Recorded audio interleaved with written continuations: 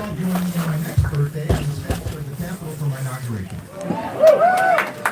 It is January 20th this year. So my father is sent to Vietnam, serving our country, and is killed in action in July of 1969, literally just a few days after we landed on the moon.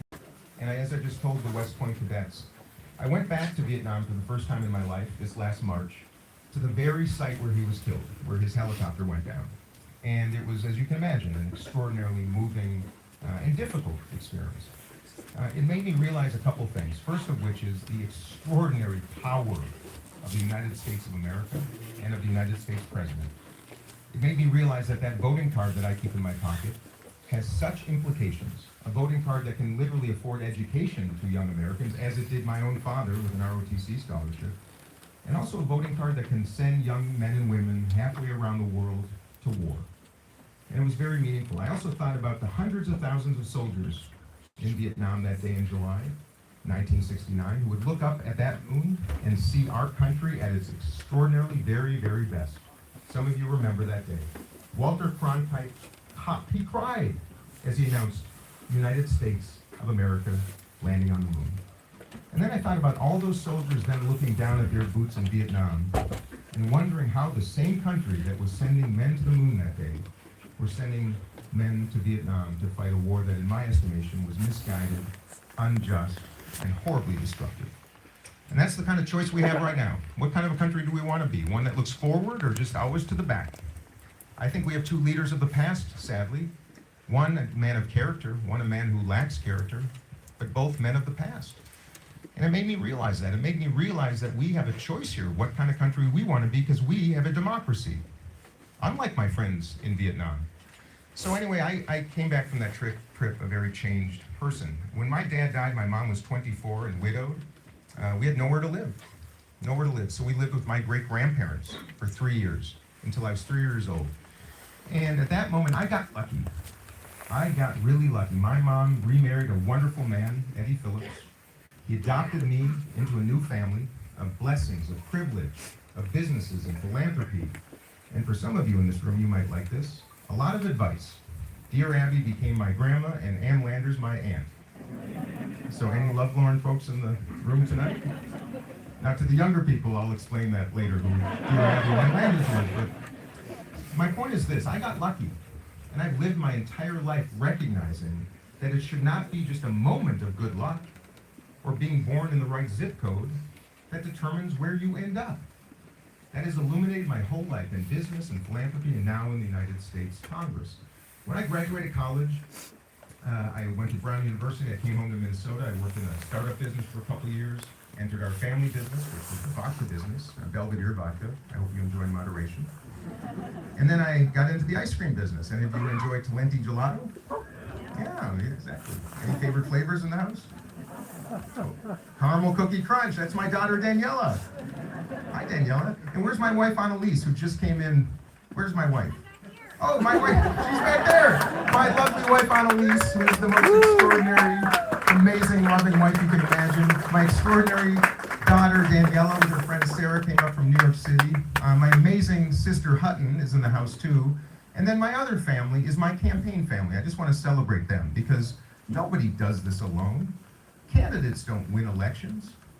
A team does. A team of people, voters, a team of staffers, a team of volunteers. I just want to celebrate everybody, and frankly, the team of media that trudges through the snow and follows things around, sometimes exciting, sometimes not at all. I just want to celebrate all of you. Anyway, then I got in the ice cream business. We sold that. I opened some coffee shops with my family. I thought our country could use a place where people gather more, you know? Get off our screens, off the TVs.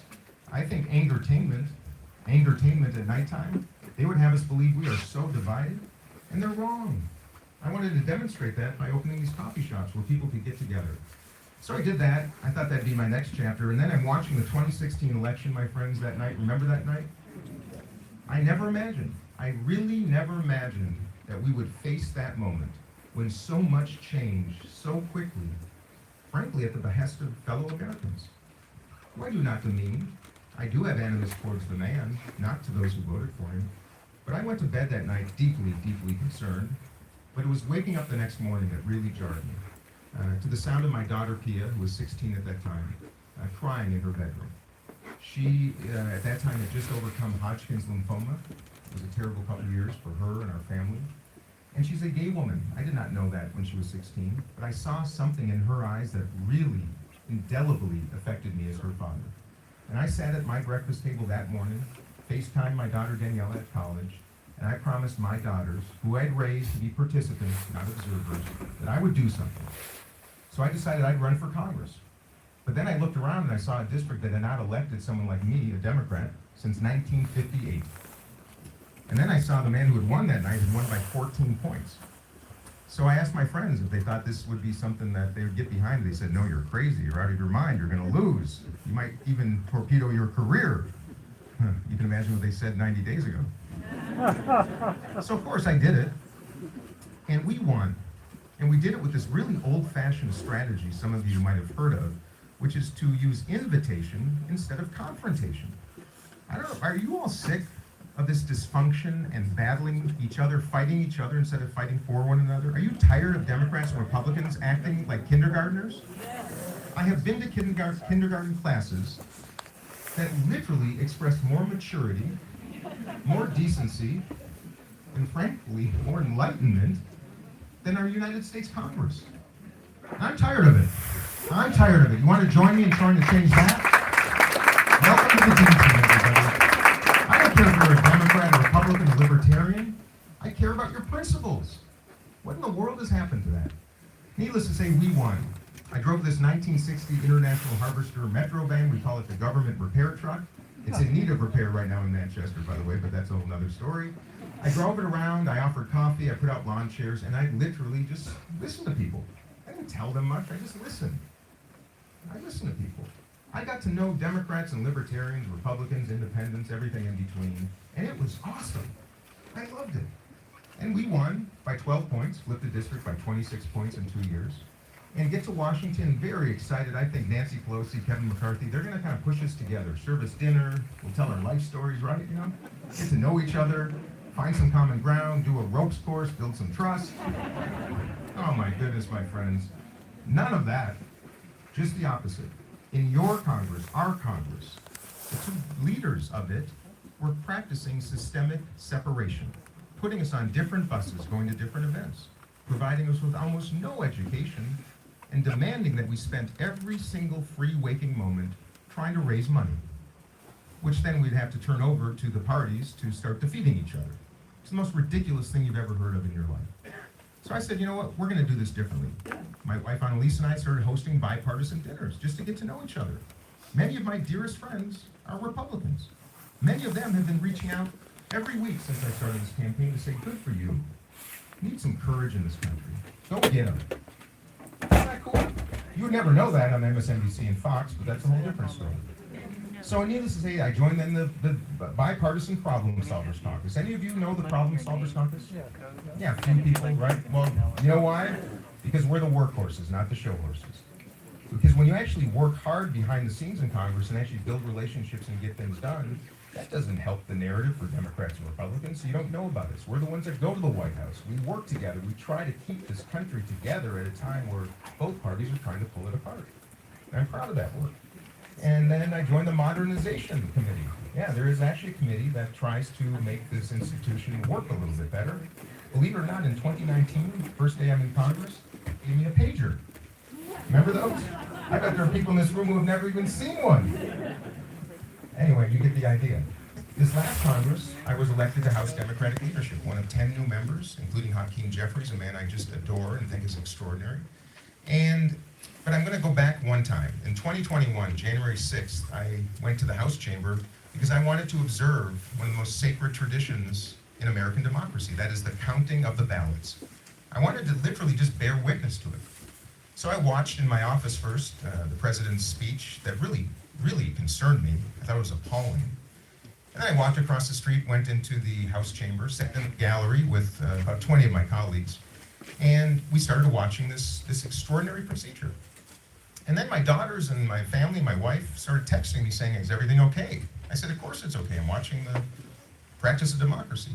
They said, no, look outside. And I did. I went with Tom Malinowski, one of my colleagues, outside, looked at a window, and I saw it. I couldn't believe what I was seeing.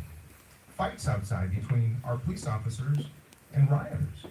And at that moment, a Capitol police officer screamed at us to get the hell away from the window back into the chamber, and we did. And by the time we got in, all heck broke loose. Slamming the doors, people running off the main floor. Nancy Pelosi exited very fast. They told us we had to put on our gas masks, take cover behind chairs, and seek something to protect ourselves with. But you know what we had available to us? Pens and pencils. Pens and pencils. And those 15 minutes that we were trapped, let me tell you, were the most difficult ones of my entire life. Because we thought that was it. Those were our last 15 minutes. My colleagues were in tears, many of them calling home and texting their loved ones goodbye, many of them in prayer. And through a great twist of fate, of course, the insurrectionists did not have guns. They were not coming after us with those, thank goodness, and we were able to escape right before the gunshot that killed Ashley Babbitt, right outside the house door. And when we finally escaped, we took the tunnels to a safe room across the street. There were about 20 of us, Democrats and Republicans, sitting in a small room together, watching a TV screen, waiting for our president, to end this. End this. I was thinking about all of you. How could you be watching your own capital ransacked by Americans? It took him a couple hours to even come on the screen, and at that moment, standing next to Liz Cheney, I watched her scream at the TV, "He's responsible, and we're going to hold him accountable." And at that moment, I'm going to tell you a story I haven't told many people. It was the first time, as a member of Congress, that I felt real unity. Because every Democrat and Republican in that room at that moment, we applauded, we hugged each other, and we resolved to get back in that chamber and finish our job that night. I felt American. American in a way that I felt in 1980 when our men's Olympic hockey team beat those Russians. And I cannot wait to bring us back to those moments. And I say that because what happened to Liz Cheney after that moment is quite the story that actually led to my own candidacy. Because here I saw a Republican leader, the most senior, third most senior leader in the Republican conference, a woman who was the most conservative member of the Republicans at that time. I saw her go from expression of principle to literally being excommunicated from her party for having the audacity to protect our Constitution. Oh, I like soundtracks. It was actually not a bad one, actually. I want to continue. And I say this because I watched firsthand. She literally then had to start coming to our side of the aisle for her votes. Her social structure changed from the one side of the aisle to the other. She was one of 10 Republicans who did, I think, the right thing, which is to vote to impeach Donald Trump for that horrible day. Not just for inspiring it, but for not doing anything to stop it. Do you know that 9 of 10 of those people, the people of principle, 9 of 10 of them never returned to Congress? I did an advertisement for Liz Cheney in that last election. If you told me 6 years ago I would do an ad for Liz Cheney, I would have said, you're out of your mind. And this is my message to you. We have got to start placing principles over politics. We've got to start placing principle over self-preservation. I saw it in action, and I also saw the risk of what happens to you when you do it in the United States Congress. So when my side of the aisle started doing the same thing that the right had been doing, which is saying things about Donald Trump that we all know to be true privately, and then lying in front of the cameras because they don't want to be attacked by him or lose their jobs in the next election, I started seeing my colleagues do the same thing. We all know Joe Biden's a good man. I respect him. But he should have passed the torch. He should not be running again. His age, yes, his stage of life, he's in decline. We have very serious problems, costs, chaos, challenges facing this country and this world that I think are awfully difficult for either of these two men to address. We saw the polls. They're horrifying. Battle state polls, battleground polls are horrible. He's going to lose. His approval numbers, historically low. You cannot recover from those and win another election. So this is a battle for the soul of the country that President Biden ostensibly said he would try to fight. But he cannot win. And I saw my colleagues lying, saying privately, we all know that, but publicly something totally different. I resigned my position in House leadership because my principles were incongruent with my very colleagues. And I called on the president to pass the torch. He didn't. I called on others to actually enter this race because that's what you do in democracy. You meet the moment. We have primary elections to allow all of you to choose who you believe is best positioned to represent this country in the most consequential race in history. I called Gretchen Whitmer. I called J.B. Pritzker. They wouldn't take my call. They had their political operatives get on the phone with me and say, don't use their names. People who want to represent the United States of America in the most powerful seat in the entire world, lacking the courage to simply enter the race for our country, instead protecting themselves for 2028. My message to them was, there may not be a 2028 if Donald Trump wins. We have got to practice democracy now. So 2 weeks before the filing deadline here in New Hampshire, I decided I would do this. If not me, who, and if not now, when? And I came up to Concord. I filed that paperwork. I went through that extraordinary, beautiful tradition of filing to run for president. Not just me, not just Marianne Williamson, but 18 or 19 other Americans who were 35 years old, born in the United States, and had a $1,000 check to hand over at your state house. What a beautiful, beautiful moment for democracy. Anybody can do it. And I just don't know why nobody else did it. So that's why I did it. And I gotta tell you, the last 90 days have been the most joyful, reinvigorating, re-energizing, extraordinary days of my life. Because I see what this country is about. Don't pay attention to entertainment. Do not believe that we are so divided that it's irreparable.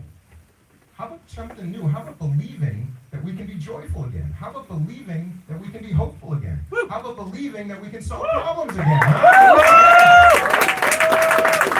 What an amazing notion, right? Yeah. We don't have to hate one another. Joe Biden shouldn't be demeaning every Republican as an insurrectionist, any more than Donald Trump should be demeaning Democrats as a bunch of socialists.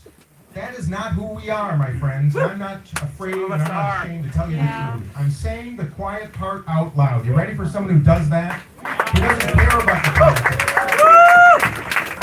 We gotta solve problems. This is the United States of America. We are letting our foes around the world surpass us. We are letting our allies surpass us. And I'm not gonna have it. I'm not going to sit down and shush up. My father gave his life to this country along with 1 million other Americans since our founding to protect us, to promote us, to ensure that we practice democracy so that we do not lose it. That's why I'm asking you to join me. They tried to take this from you, my friends. They tried to take Tuesday night from you. And you've got a chance in just 3 days to not just send a message to the Democratic National Committee, but to send a message to this country. To join the 70% of Americans that do not want either of those men to be the next president. You have that power, because if we surprise, it's a whole new race and a whole new day. And imagine, remember waking up, actually remember going to sleep the night of the 2008 election, when that relatively unknown senator from Illinois had the audacity to challenge the Democratic National Committee and take on Hillary Clinton, and he won?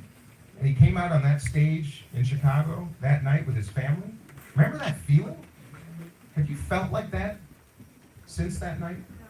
You ready to again? Yeah. I sure as heck am. But I'm not Barack Obama. I'm not even close. I'm Dean Phillips. We're very different people. I know you know that. But I can bring back that feeling of decency and respect and integrity and competency and experience.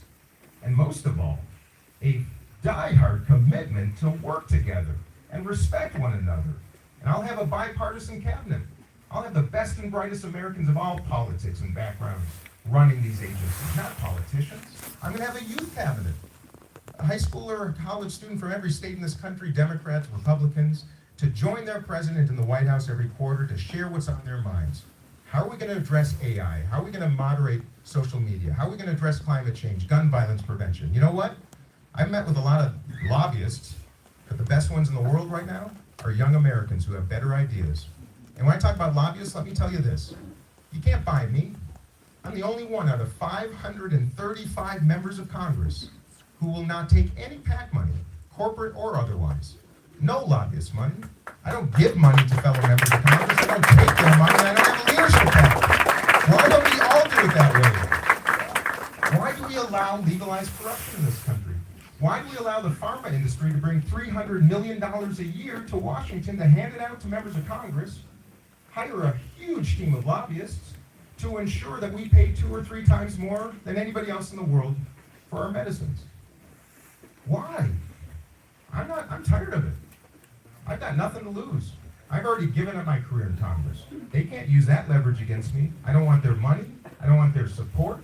I want your support. You ready for that? I'm ready for it. And here's my last pitch. There are 2 things at risk here. There is a president who will lose to Donald Trump. That's why I'm running. But I'm also running for the future. I think we can simply relieve the pain and suffering in this country right now. I think we can restore and repair the wounds of this country. And I think we can reimagine the future. How are we going to do that? Let's start at the very beginning. When I'm president, we're going to establish something called American Dream Accounts, in which our federal government will endow an investment account for every baby born in America, all across the country, every zip code, with $1,000. That money will be invested in the American equity markets and American growth companies. When you go to elementary school and high school, you'll have an app on your phone so you can track your investments as they grow.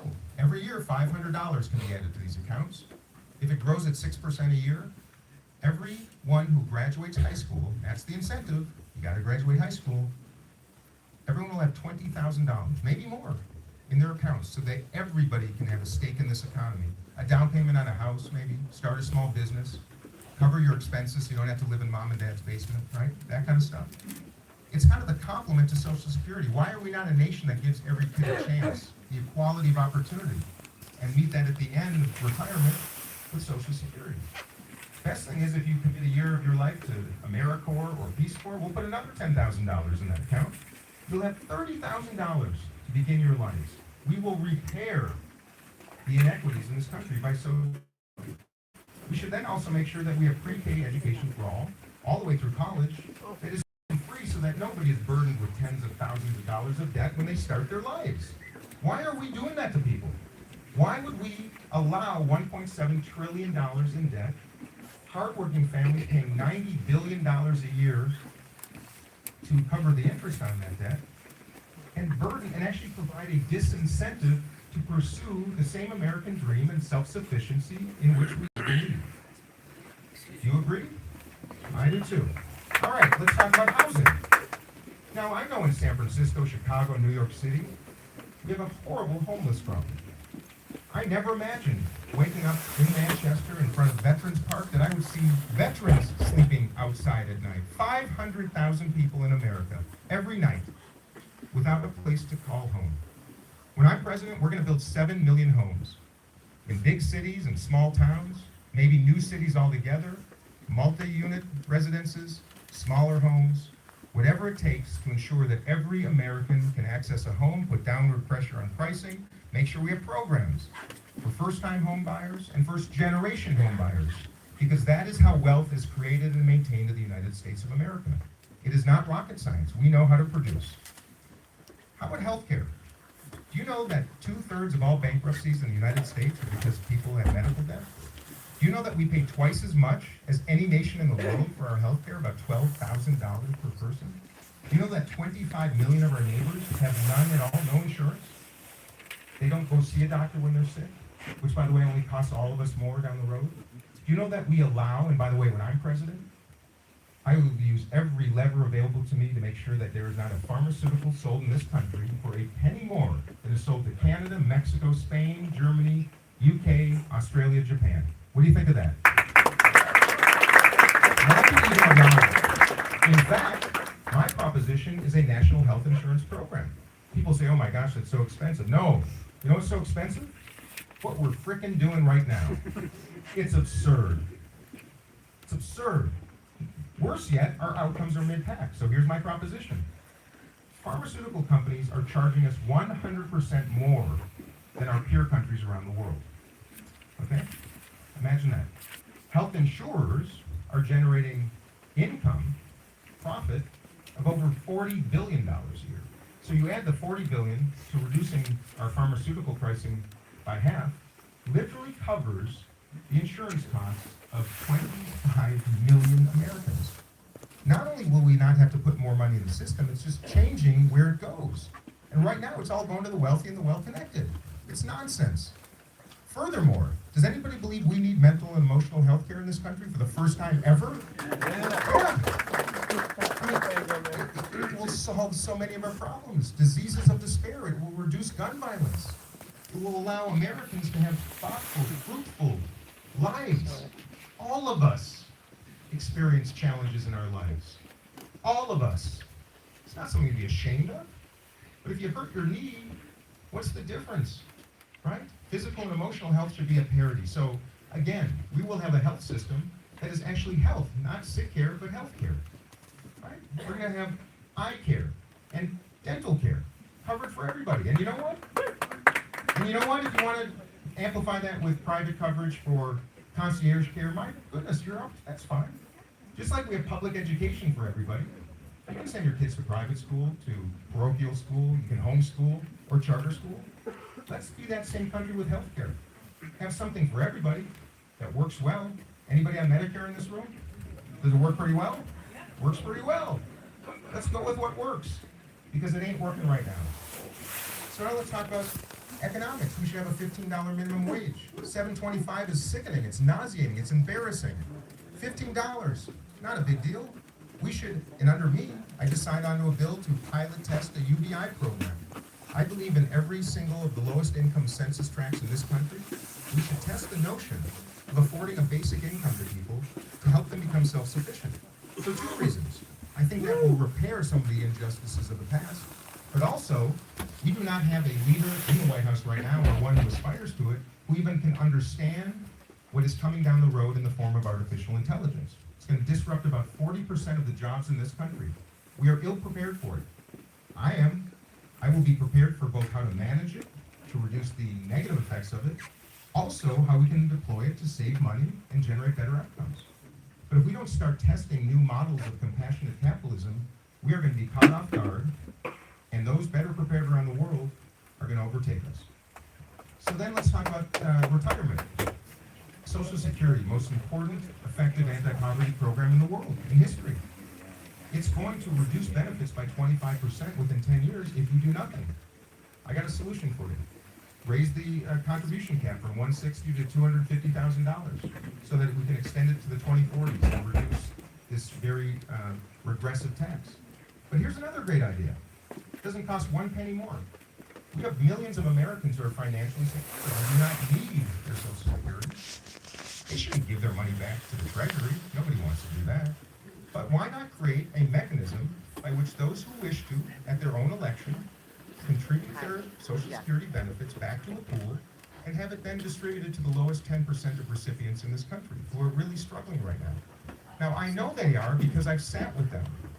In North Conway just a couple weeks ago, two extraordinary women who told me that they've got to eat cold cereal for the last 3 or 4 nights of the month because their Social Security benefits run out.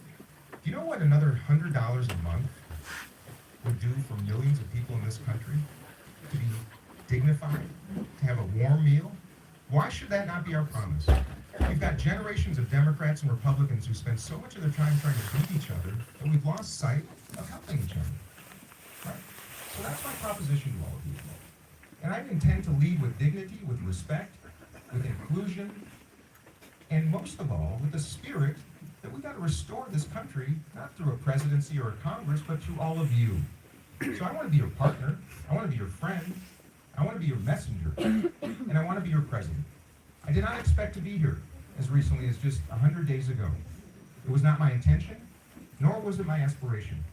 But thank goodness we live in a country in which, when that moment comes, and we all face it at some point, we can stand up, we can raise our voice, and we can run for President of the United States of America. So if you believe in possibility, if you believe in hopefulness, if you believe in optimism, and you believe it's time to segregate the far left and the far right and give voice to the exhausted majority of America, are you ready for that? Yes.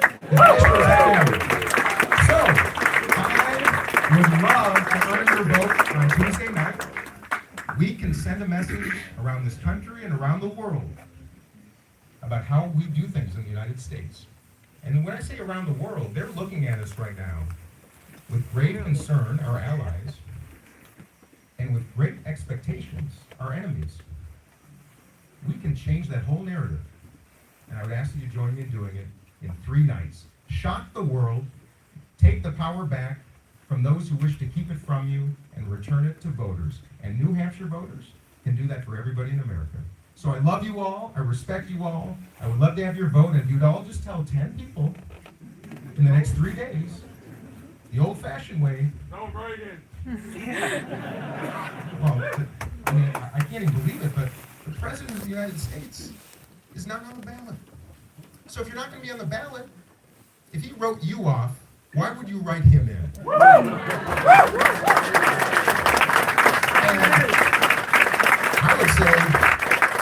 I would say that I think Mr. Biden took the granted state for granted. So I'm Dean Phillips. I love you all. I'd love to hear what's on your minds. So who's going to start it out? All right. Hey, Dad.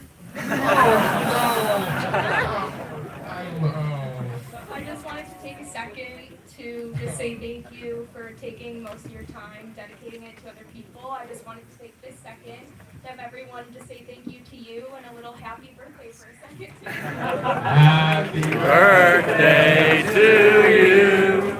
Happy birthday to you. Happy birthday, dear Dee. Happy birthday to you. Well, I can make a promise to you. I should have more birthdays than either of the 2 leading candidates. So,